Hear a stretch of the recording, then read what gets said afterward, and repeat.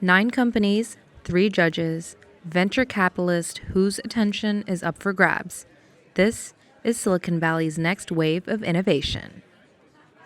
Startup founders and CEOs from across the Bay Area converged at Stanford University to pitch their business ideas in hopes of securing additional funding for their companies. Coffee Space is hinged for co-founders and early hires. This startup is reimagining how founders find their perfect match.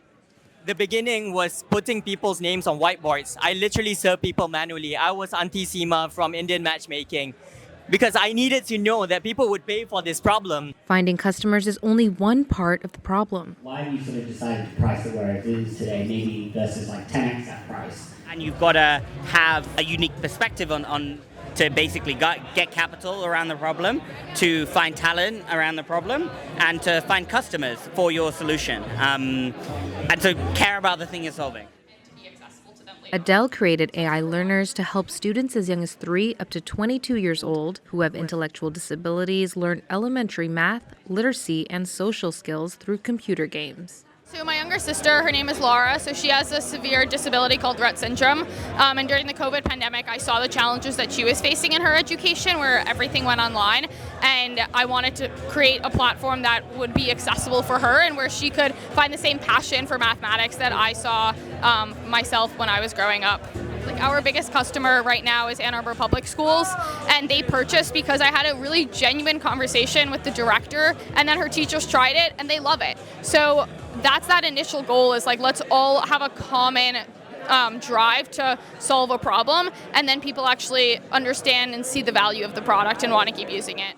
But what makes a startup investment worthy in today's market? Even when you have some traction numbers, right? How your narrative, what's your story? What's the team, right? Like, so as an investor, the judging panel that was looking at these startups have to take a lot of things into consideration. Vida Innovations is a digital health startup focused on delivering AI-powered personalized patient and clinician support. The team is targeting a critical healthcare challenge: emergency room efficiency. So please join us in our mission to turn ER wait times into lifelines. I personally have been to the emergency room way too many times. I can imagine probably like 5 in the last 2 or 3 years. And I've really noticed that there's this extreme wait time. We're about to deploy with 385 patients. In Australia, we're actually talking on contract negotiations right now. Not all startups chase consumer headlines. Some tackle fundamental industry problems. So think airplanes, cars, satellites, medical devices, industrials, everything that's sort of involving complex hardware. How do we connect all of those suppliers together, have a common understanding of what they're working on and how they're working on it, and then drive intelligence and prediction capability to be able to do it better and more efficiently? We're not exactly building a dating app. We're not exactly building kind of an AI sales agent, but it's industry's biggest problem, even though it's a little bit unsexy. Even for experienced investors, identifying the next big success isn't always easy.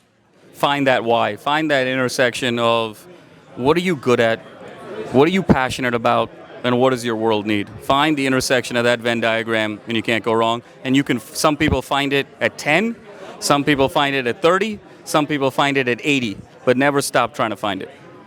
The 9 startups today who presented will receive feedback from the judges, as well as a contact list of investors who are aligned with their vision and their passion. For Peninsula Press, Sana Dadani, Audrey, Widodo.